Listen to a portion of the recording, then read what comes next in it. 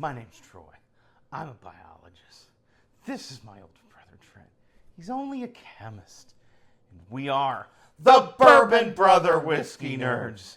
Troy, we're getting back to basics today. What you drinking Wednesday? I love the basics. I know. We spun the magical wheel of whiskey. That never does us wrong. It never leads us astray. The Only Drams app, which, if you have not downloaded, please go do it. You know, Our good friend John had Trenton and Colin, who made the Only Drams app on. Gentleman in Whiskey, go follow him too. John they Dowd's made the app, great but you know what guy. I found out? They actually got sued by OnlyFans for copyright infringement. Oh, no way. Yes! Isn't that awesome? And Trent was like, I don't know how you infringe on the word only. Like, right, yeah. seriously. So it is a direct take of OnlyFans spin-off, and I thought that was classic, and you would enjoy that. God, I hope they win. I think it was dismissed, Can you get? They were trying. I don't know if it was a lawsuit, but anyway, I found it amusing because sent them like a cease and desist something letter like or something that, like trying that. to exercise their muscle, if you will, whatever you call it. You know what? I thought it was funny. I cannot begin to describe how much more I am in support of Only Drams than I am in support of OnlyFans. Only Drams does us no wrong. OnlyFans bad, Only Drams good, because you can go to their thing and it says pick my pour. You scan your bottle barcode, and then it and lists when all you your don't bottles. know what to drink, it spins a little kind of wheel and shows you pictures of the bottle, and then it lands on one. Today, we are getting back to the basics. We Troy. are. Old Ezra 7-year age-dated rye. This is 7-year. This is MGP source. It is. It is. And it's a blend of a couple of different mash bills.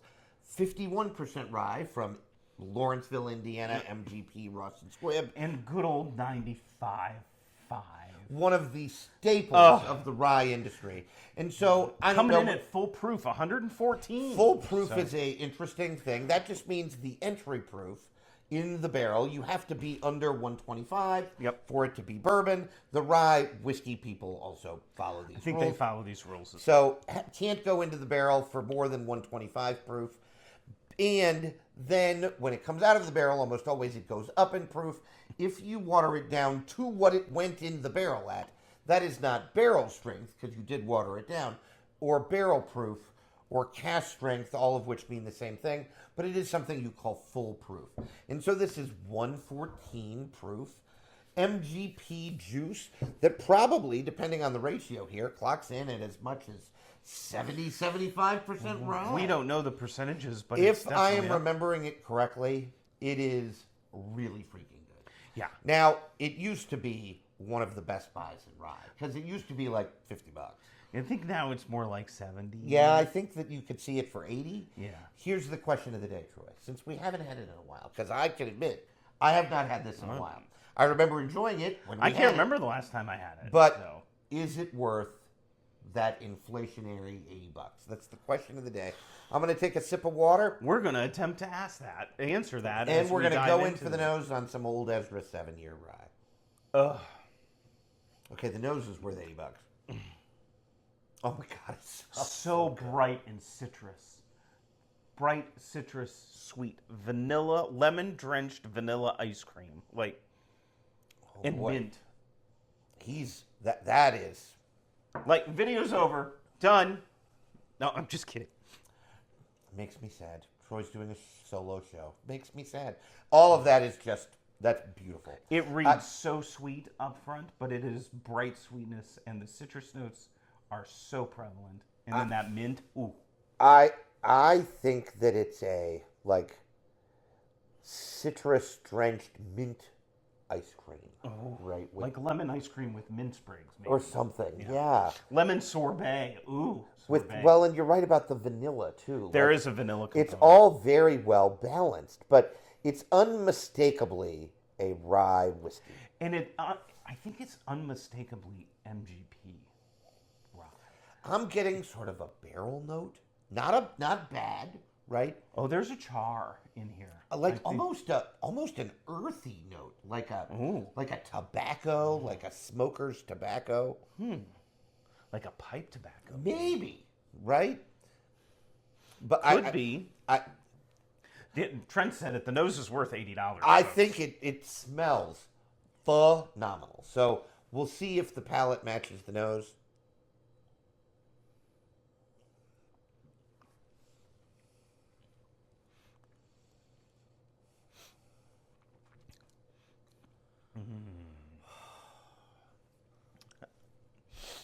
Okay. It's freaking good.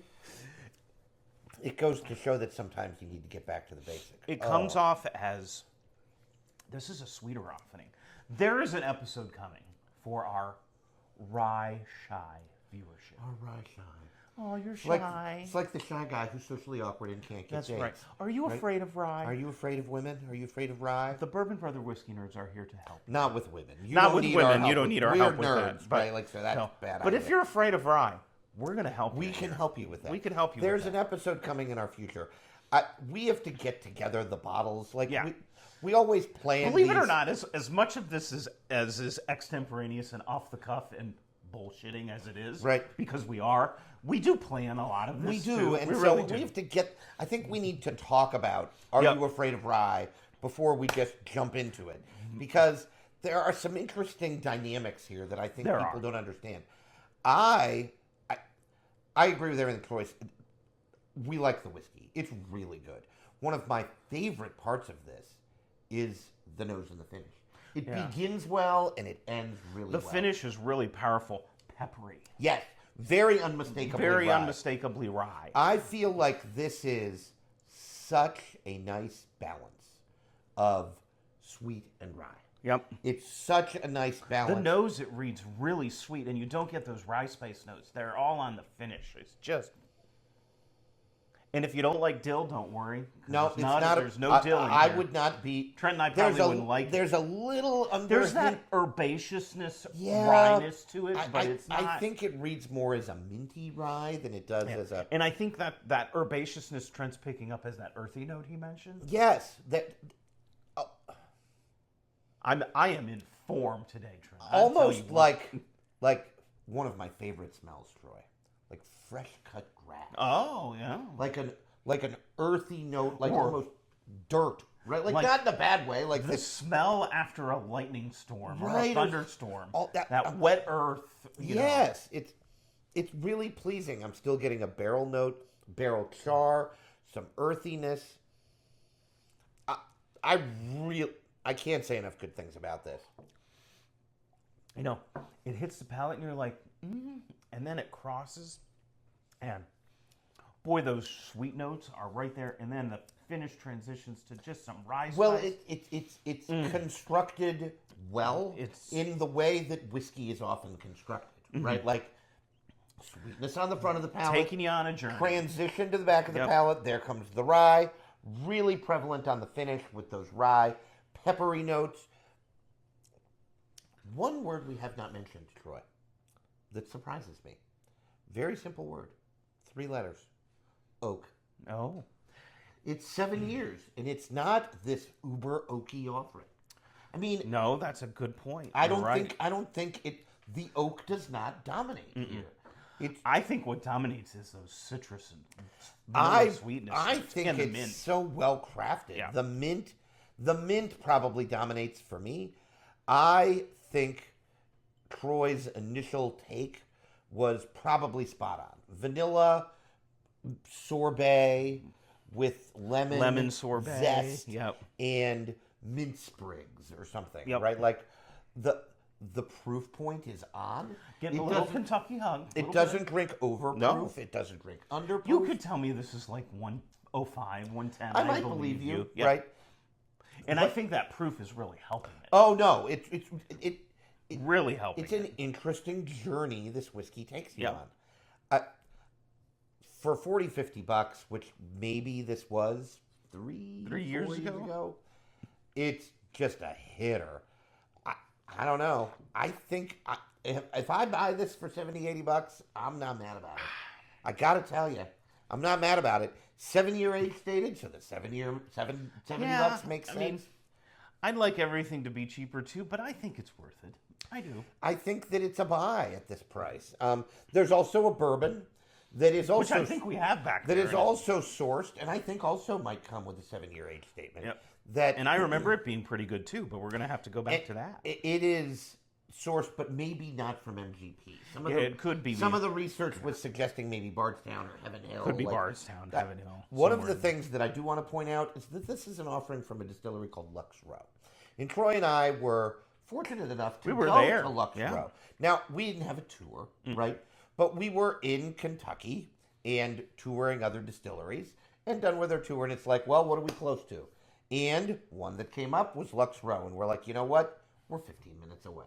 What the heck? Absolutely. And we went there and really enjoyed ourselves. We had a great time. I happen to think that Lux Row is actually a little bit underrated as a distillery. I could agree with that. Because I like the Rebel products Well, a and lot. we just got a barrel pick. Of a Rebel. A Rebel, which is Lux Row. And there's an old Ezra barrel pick that we got. That is of this, it's the rye. Yeah. That was really good.